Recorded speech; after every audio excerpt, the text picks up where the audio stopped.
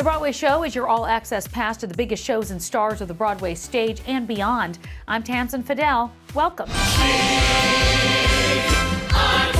Schmigadoon is this year's Best New Musical at the 2026 Tony Awards. It's the ultimate send-up of the golden age of Broadway, based on the hit Apple TV show.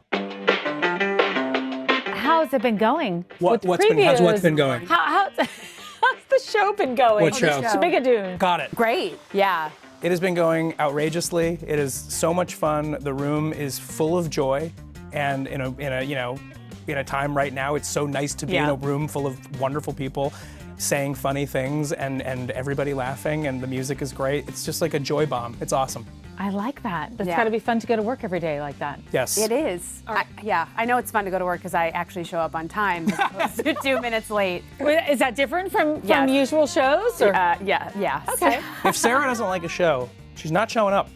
That's true. And then it's on you. That's on me. Let's talk about who you play in Schmigadoon, because I kind of find it ironic considering what you do for a living. Right. So I play a surgeon, Dr. Josh Skinner, whose biggest quality is his absolute abhorrence of musical theater, which is counter to kind of my entire life, being a musical theater, fanatic and doer. But he's a guy who just can't understand the idea of people breaking out into song as an art form. So it's been very fun, but I will say the interesting thing is, as such a lover of musical theater, there is something very difficult about being in the show, watching this happening and forgetting, or trying to remember really that I have to hate what I'm watching. So there are moments where I do catch myself sort of getting into the performance and having to like roll it back. And I never thought that would be a problem, but it's my love of theater. That's really funny, but it has to also be so ironically fun to play a role like that. It's a blast. Playing anything outside of yourself is great. And especially a personality trait that you really don't agree with is fun to play because it's something you don't live. And we've watched you often do that, and something without your not part of your personality. Yes. Hence Beetlejuice. What about you? What are you enjoying most? So I have the opposite problem of Alex. My character and myself as a person loves musical theater, and I love Golden Age musicals. And most of my job is I just sit there and watch the most talented people on Broadway dance and sing, and I just have to react naturally like I normally would. And it's just what a joy. I get to watch Anne Harada and Anna Gasteyer sing and act, and then I get to watch like Max Clayton dance and do these acrobats. It's so joyful. I'm very jealous. And you can be yourself. Yeah. And you can be yourself watching. Why are you jealous? I'm jealous because I have to be like boring, and I'm watching Anna Gasteyer. Right. Someone who I've dreamed to work with. Right, and I have to sort of be like, nah, don't care. Dismiss her. Yeah. Have you guys ever worked together? That is an excellent question. I can't wait to hear the answer. I can start. This is our third time playing opposite each other. The first time was in a Spider-Man parody musical that was playing 2 blocks from the real Spider-Man musical. I was Mary Joan and he was Peter Parker for copyright reasons. But this was, 15, 16 years ago, right? 16 years ago, 16 years ago. And then we did the off-Broadway version of School of Rock together as the principal. And oh, wow. I was just filling in temporarily, and now we finally get to do something. I've been saying this a lot, and I'm sure you're going to get sick of hearing this, but like the joy of this is the show, but the real joy of it is doing it with Sara, because we've known each other for so long, have been fans of each other for so long, and are dear friends and love each other. And so the chemistry is already set, and it's just going to be like, it's a fantasy camp to get to work with the best people you know, but truly like with Sara, it's like over the moon for me. It just has to feel like safe and comforting every time you go out there. You just the other person will always catch you and be there, and their personalities. Especially because we both have a core in improv too, so that it really does help the show. And we get a couple moments in the show where we do get to kind of go off the rails a little bit, but it does feel safe. Talk about the improv moments, because that's exciting to be able to have, because that's not always in every show, right? That's not always something you're. Usually it's a hazard. I was going to say, usually they're asking you, please never do that again. But talk about that, because I think it's an exciting part to it. So it really is different every I think night. after watching us just improv, no matter where we are, whether it's on stage or in line for the bathroom, they wrote in this one little section where we can say whatever we want just for 2 lines every night, and it's going to be different every night. To insult each other. Oh, that's great. So it's sort of in the script we found in this version, it said, insert negative thing here. And then my line, oh yeah? Well, insert negative thing here. And we were like, is this a placeholder? Is it? And then Cinco Paul, the brilliant Cinco Paul, said, he watched us kind of throughout the rehearsal processes and was like, I wanted to give you guys a moment to just let your improv shine. That's and great. so far it's been totally winning. Here's Beth Stevens with another edition of Building Broadway.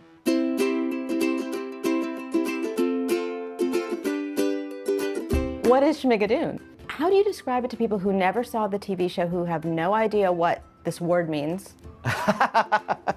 Schmigadoon is a contemporary love story where two people are having a little rut in their relationship and they're trying to get past a certain thing, so they go on a retreat in the woods, they cross a bridge, and they end up in a Golden Age musical. And and it's why I love the show so much is like, if you love Golden Age musicals, if you love Broadway in general, I mean, this is a big, old-fashioned Broadway musical in that big dance numbers, great songs, great. It's like, it feels like a classic musical. Yeah, it's a really fantastic piece. And you have a history with Golden Age musicals. Tell me about that and sort of weaving in that sensibility. This has been a dream show from the TV series. I mean, I grew up on Golden Age musicals. Which you choreographed the TV series, just so people know. Oh, like, yes, you worked on it. I choreographed the TV series, and it was why I dance. I mean, all of those classics. It's like Gene Kelly and like all of my idols, and then all of these choreographers that have influenced me: Ona White, Jerome Robbins, Michael Kidd, Agnes DeMille. I mean, those choreographers, I mean, they changed the theater. I mean, they just did. My love of the form and the art is just to get this call and have Synco be like, but we really want it to look authentic. I was like, this is going to be the best job ever. I love that we get the chance to really bring the audience like back in time. As much as it's a send-up of the big Golden Age musical, it's also scratching that itch for a big Golden Age musical. Oh, yes. And we haven't had one like this in such a long time. Like, and I love that and appreciate all of the kind of spins on and takes on revivals and new concepts.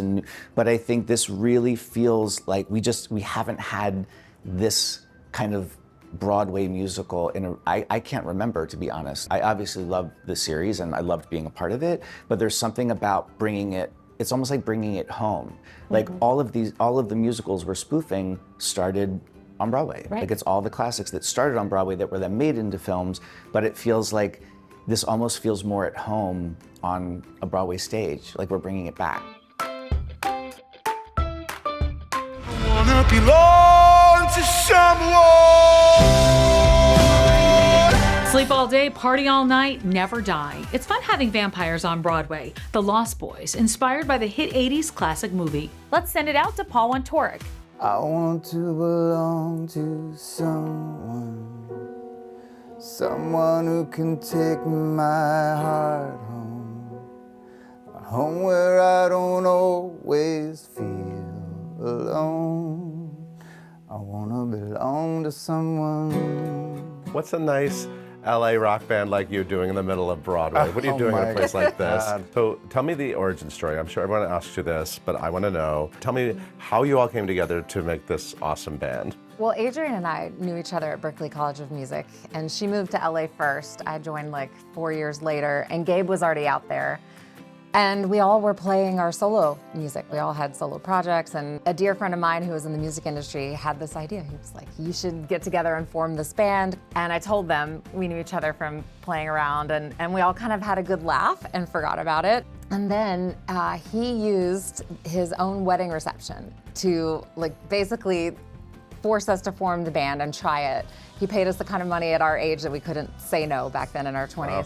It was just instant chemistry, and because he was in the music industry, there were managers and labels and such there, and they wanted to then see us showcase, which was hilarious because we'd all been trying to get record deals for years, and suddenly it was a boulder rolling down a mountain that you couldn't stop. Yeah, it's like a lesson in saying yes, to things that are unexpected, which is like perfectly what happened with the Lost Boys too. It's exactly the same thing, and thank goodness we said yes when this surprising thing came into our lives, because just like the band The Rescues, it has been the creative gift of a lifetime that just keeps on giving. What's funny is that we said yes to writing a musical before knowing what it is to write a musical. We were like, well, all right, we'll write like 20 songs and then give it to the people and then they'll do their thing and we'll move on with our lives. 5 years later, 50 songs later, we're like, I'm actually really happy that we didn't know that it would have been harder to say yes, I think, had we known what a commitment it would be. I think we still would have said yes, but like, it was kind of nice sort of being, and it was like when COVID was 2 weeks long. We were in the beginning, where it was like, this is just gonna be 2 weeks. Had we known it was gonna be 4 years, I think we would have lost our minds. Yeah. So it was nice sort of being in the dark about that. Right. You know? And we can't wait to do it again. Oh, yeah. Okay, so let me just take this back a little bit. So you're making your music, having a lot of success as the Rescues, and there's this super fan, apparently, of your group named Michael Arden, who I'm sure you did not realize that this guy was a fan. Meanwhile, he's building this incredible career on Broadway. He just happened to love your music. He happened to get involved in this. He dreamt this all up. That's crazy. He did. I mean, that's wild. He had an instinct that we were the ones to do this, to write this musical. Yeah. He just knew somehow. We didn't know. We were like, okay, I guess. And then it's just like, as time went on, we were like, right. This was inevitable. This was what we'd been sort of doing the whole time, because we write very sort of naturally, very theatrically, dramatically. You know, we love the drama, and you know, and I don't know. It seemed like it was a very easy, natural segue. I wanna belong to somewhere. I want to belong to someone. Someone who can take my heart home. A home where I will always feel alone. I wanna belong to someone. It was actually one of the first songs that we wrote. Oh yeah. Yeah. That first weekend when you apparently went off, and apparently when you found out you might have this job, you sort of went and wrote some songs on spec, right? We wrote 3 songs. That was one of them. It was basically an audition, because like the producers were like, we like these guys, they're great. Can they write songs? Right. Like we've heard the songs they've already written. Right. Can they write another song? If we make it through the night, if we get the chance to change, if we can find it in ourselves to forgive us our mistakes, may we not forget how close we came to saying goodbye. Remember what matters now, if we make it through the night. If We Make It Through the Night is the finale of the show. I love the song so much. I love the title. It's just such a perfect. If we make it through the night. Even when you just hear the title, it's like, oh, that's perfect for this show. Right, because vampires always make it through the night, right? We humans don't. That is the essential nature of being human, is the if. And it's the beautiful brutality of being a human, right? Is nothing is guaranteed.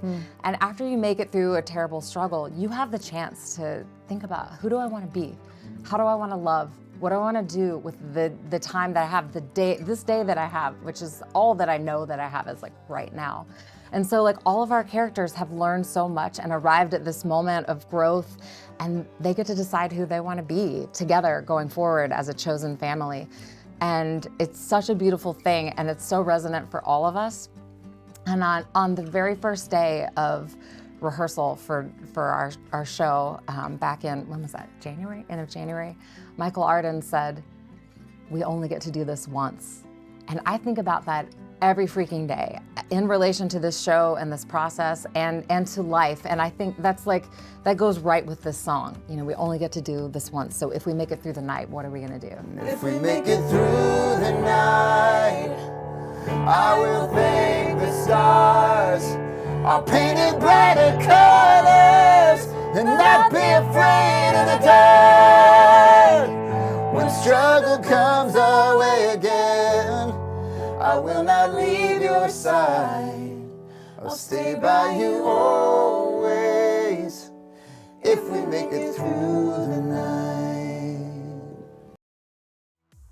It takes a whole lot of people to keep a Broadway show running, from the stars on stage to the orchestra in the pit and all the people behind the scenes. Here's Perry Sook.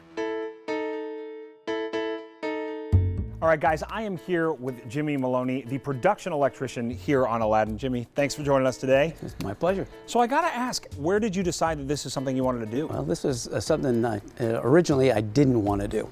My father was in the business, my grandfather was in the business, but I was looking more into electrical contracting. It's what I wanted to do. But as time went on, I fell in love with the business. And that's how you get here. You really fall in love with the business. And my family's been in the business for over 115 years. So what all is in your realm here at Aladdin? What goes into a day of work for that, especially in a show like this where you've got lights shimmering everywhere? Right. Well, it's a long process on a daily basis. It really is. The show is the 2.5 hours long, but we start an hour before that just to make sure that every instrument works. But I can show you what we're doing out here on stage if you'd like to step out here and show you what we're doing today for maintenance for the show. Now, Jimmy, you talked about the importance of your team here for this massive project that is Aladdin. Who are we talking with now? Yeah, this is Andy Catron. He's my moving light tech for the show. So moving lights, we're not just, putting lights up and turning them on. These are fully operational. What's going on here? Well, they're fully computerized lights. What we're doing right now is cleaning the color modules and the gobo modules. Gobos are the patterns that you see coming from the light onto the floor of the stage. And so they get really dirty sometimes, especially with the amount of pyro that we have in the show. So we've got the actual light here. Can you show me how it goes back in? Exactly, yeah. Like I was saying, they're very modular. So this is a color module for the light, which has 4 different colors that can be mixed to an infinite amount of possibilities. So I'm going to just tighten them in because you gotta make everything safe. Right? And we're talking 4 different colors. Is it kind of like a printer when you have the 4 ink cartridges exactly, and they can kind of combine for infinite possibilities? Yeah, cyan, magenta, and amber, and then there's something called a CTO, which stands for color temperature orange, which allows you to adjust the color temperature of the light. All right, Jimmy, we've made the journey over to stage left. I'm too excited. This has got to be our pyro guy. Yes, this is Kevin Strohmeyer, our pyrotechnician. All right, very nice to meet you. So you want to blow stuff up, huh? Yeah, I might be a bit of a pyromaniac if I had to admit. All right, so safety first. So we've got these goggles here. Safety first, yeah. You wear these when you load. Now, what's the reason? Does something ever go wrong in the loading process? Nothing's ever gone wrong, but you never know. When you say comet, it looks yeah, like exactly. a comet. It looks like a comet shooting across the sky. We load them up in these little tubes. Mm-hmm. Stick the tube in. So what happens is this goes to a module. The module talks to the console. So when I go over and play with the console, the module tells me what's loaded and what's not, and then we can shoot off what we have. Oh, that's amazing. How many of those comets are you shooting on the show? Well, there are 10 in the show. There's a total of 40 pieces of pyro in the show. Wow. Yeah, all different kinds. Stuff comes up out of the deck, overhead. There's all kinds of stuff going up over the genie's head, and it's pretty fun, yeah. Jimmy, quite the operation here. Thank you so much for showing us around. So I think it's amazing. You're such a part of the show, from sound to lights to pyro to everything. But I got to ask you, what does Broadway mean to you? Broadway means the world to me. It's really wonderful to be working on Broadway, but it's been nice. I've worked all over the world. I've been fortunate I've done Lion Kings in other countries, so it's taken me around and met so many wonderful people in this industry. It's been just really wonderful to work.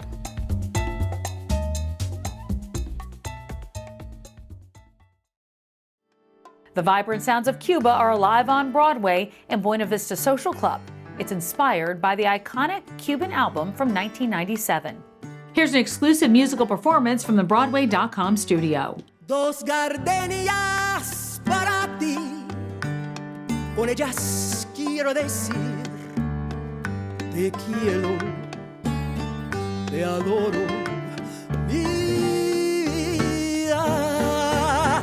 ponles toda tu atención, que serán tu corazón y el mío.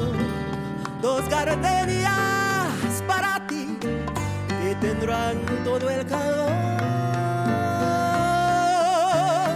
de un beso, de esos besos que te di y que jamás encontrarás en el calor de otro querer. A tu lado vivirán y te hablarán como cuando estás conmigo, y hasta creerás que te dirán